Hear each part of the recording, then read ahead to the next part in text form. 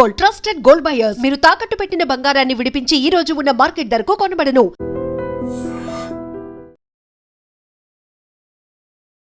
మాచర్ల ఘటన చూస్తే సొంత తండ్రి ఒక పరువు కోసము కన్న బిడ్డను చంపేసేంత పైశాచికత్వానికి ఎలా ఒడిగట్టాడు అనేది ఒక ఫ్యామిలీ కౌన్సిలర్గా మీరు చెప్పండి. అసలు ఎందుకు దాన్ని అంత సీరియస్ తీసుకోవడం, అమ్మాయిని చంపడము, అసలు పెళ్లి చేసేసుకుంది, అమ్మాయి వెళ్ళిపోయింది తను ప్రేమించిన వ్యక్తితో, ఇద్దరు మేజర్లు. ఓకే, ఎందుకు అంత అక్కడ చేయాల్సి వచ్చింది ఒక తండ్రి? అతని మెదడును ఉసిగొలిపి ఉండడానికి ఏమై ఉంటాయి కారణాలు? ఇక్కడ తండ్రి ఒకటే కాదండి, తల్లి కూడా అని చెప్తున్నారు. అవును, తల్లి తండ్రి ఇద్దరు కలిసి ఆమెను పెట్రోల్ పోసి తగలబెట్టారా, చంపేసి ఆత్మహత్యగా చిత్రీకరించారు. అదే అది మధ్యలో పెట్రోల్ అనే మాట ఒకటి విన్నా నేను. వాళ్ళే పెట్రోల్ పోసి తగలబెట్టేసి ఆమె తగలబెట్టుకుంది అని చెప్పారని. అయితే ఇక్కడ ఇద్దరు కలిసి చేశారు కాబట్టి కొంచెం జడ్జి చేయటం అనేది ఆలోచించాలి.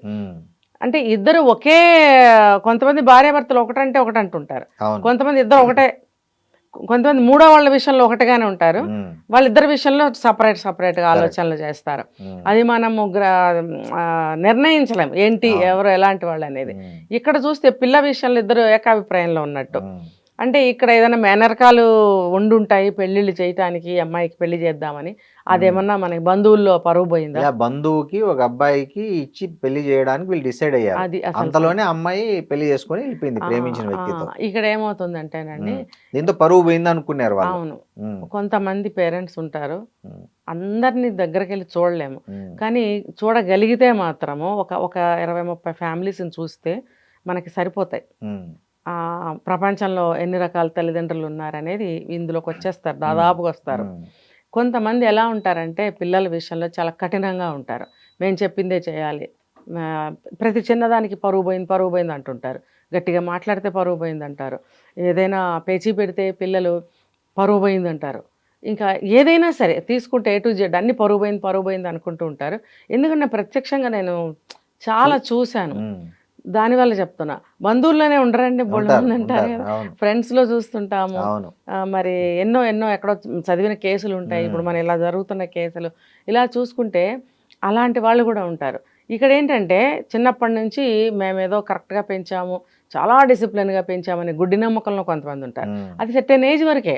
వాళ్ళు బయటకు వెళ్ళిన తర్వాత వాళ్ళకి సొంత ఆలోచనలు, సొంత ఆశలు కొన్ని ఉంటాయి. ఇక్కడ వీళ్ళు ఏం చేస్తారు, పిల్లలంటే పిల్లలే, మనసు లేని ఒక జీవి, బొమ్మ కూడా జీవులు అనమాట. వాళ్ళకి మనసు ఉండకూడదు, ఒకవేళ ఉంటుందని వాళ్ళకి తెలియకుండా బ్రతుకుతుంటారు. మేము చెప్పిందే, మేము పెట్టిందే తింటుంది, మేము ఇచ్చిందే కట్టుకుంటుంది, మేము ఇలా వెళ్ళమంటే ఇలానే వెళ్తుంది, రా అంటే ఆ టైంకి వచ్చేస్తుంది. చాలా పద్ధతిగా పెంచాము. లేదు ఒక పెద్ద సెలబ్రిటీ స్టేటస్ లాగా చెప్పుకుంటారు. లేదు అని అంటే మేము చెప్పినట్టే చేస్తుంది, చేసి తీరాలి, శిలాశాసనం. ఈ వర్డ్స్ కరెక్ట్ గా క్యాచ్ చేయండి మీరు.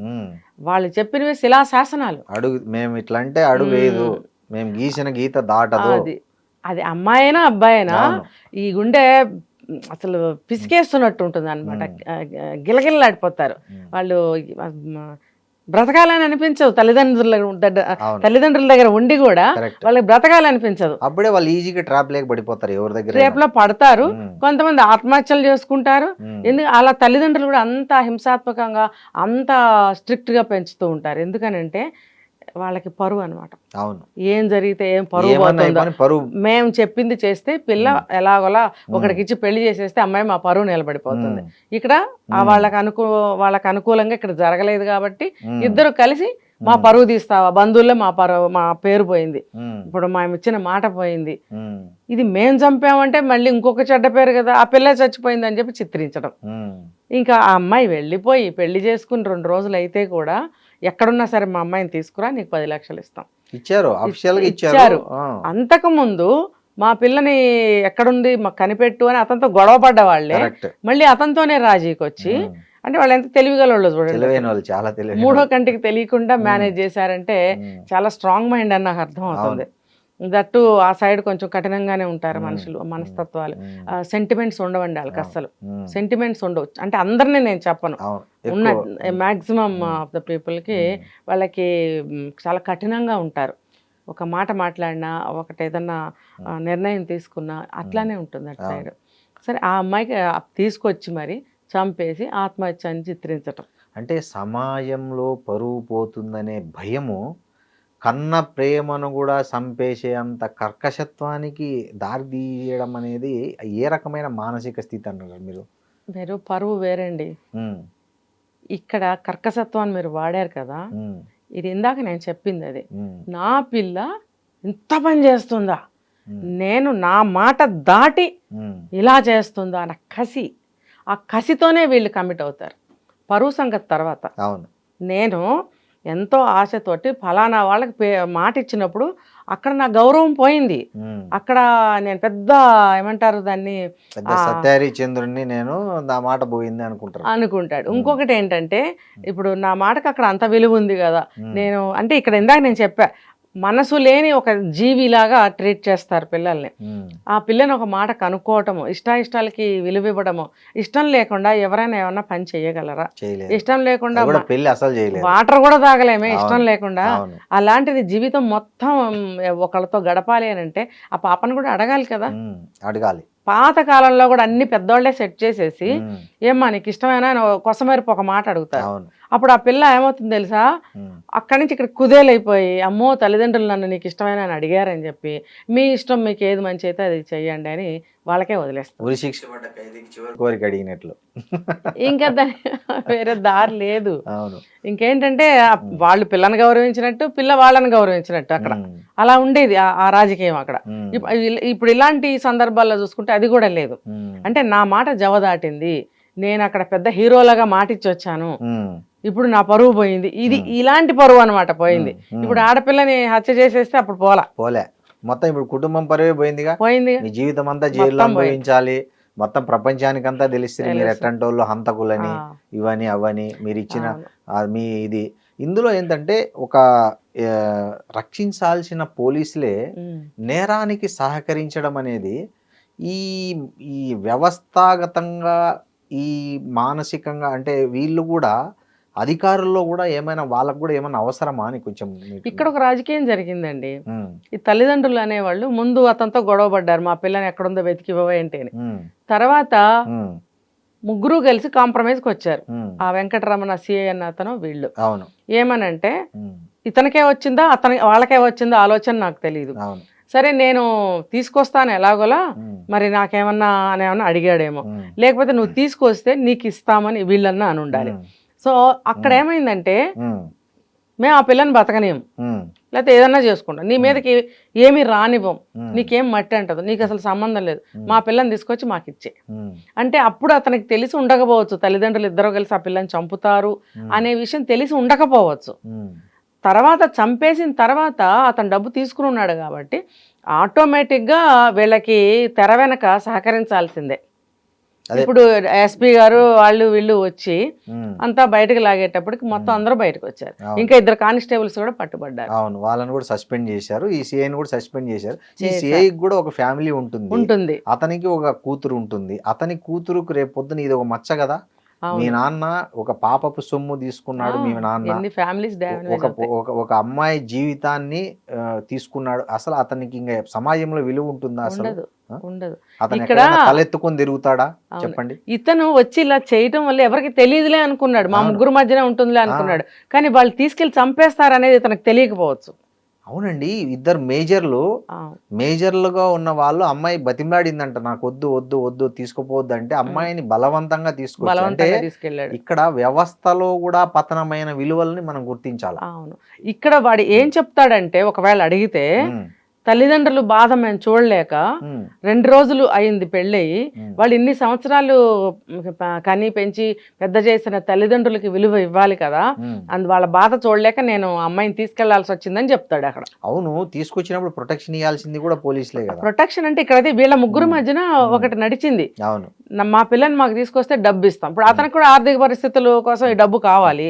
ఇప్పుడు గవర్నమెంట్ జాబ్స్ చేసే వాళ్ళకి ఇప్పుడు తల్లిదండ్రుల బాధ చూడలేని అధికారి 10 లక్షలకు లేకుండా చేస్తే అదొక రకం అర్థం చేసుకొని ఉండొచ్చు మనం. అవును. ఇక్కడ 10 లక్షలు దొబ్బేసి నువ్వు వాళ్ళ నుంచి నేను తల్లిదండ్రుల బాధ చూడలేక తీసుకొచ్చినని చెప్పడానికి ఇప్పుడు అర్హత లేదు అతనికి. సమయానుకూలంగా మార్చేస్తారు. ఇప్పుడు వాళ్ళకి ట్రైనింగ్ ఉంటుందండి. ఎందుకంటే మా వారు కూడా డిపార్ట్మెంటే. ఓకే. అయితే వీళ్ళకి డిపార్ట్మెంట్లో హౌ టు డిఫైన్ అనేది బాగా నేర్పిస్తారు. తర్వాత సహనం బాగా అలవాటు చేస్తారు.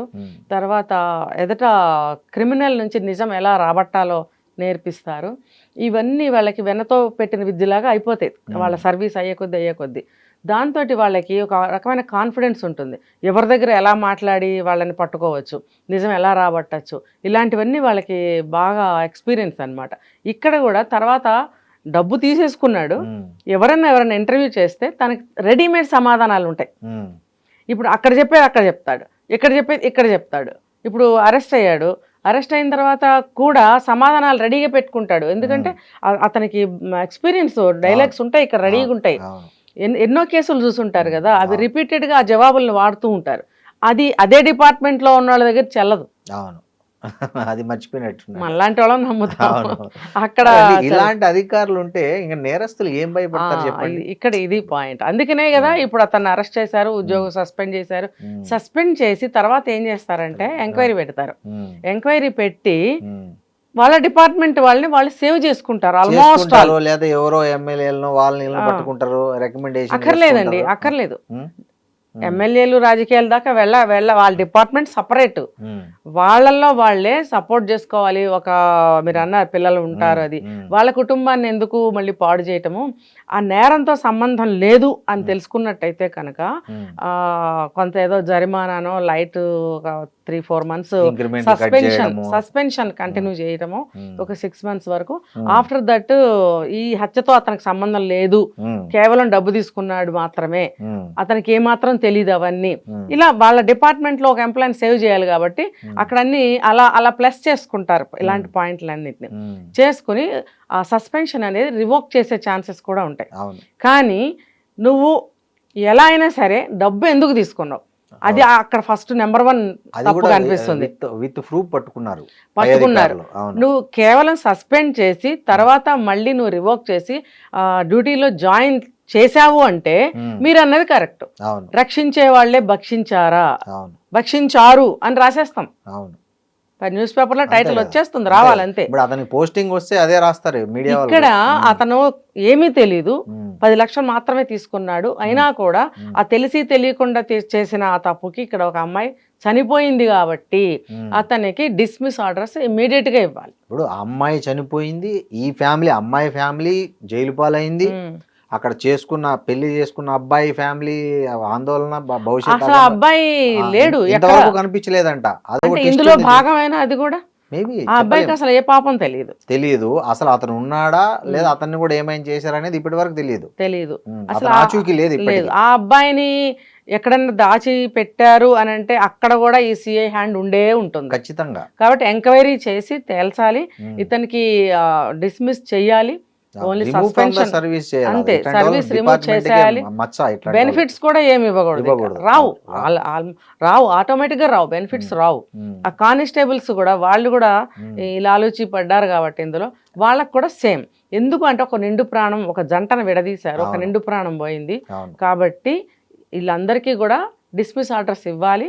ఇంకా ఏమైనా పనిష్మెంట్స్ ఉంటే అవి కూడా ఇవ్వాలి చట్టరీత్యా.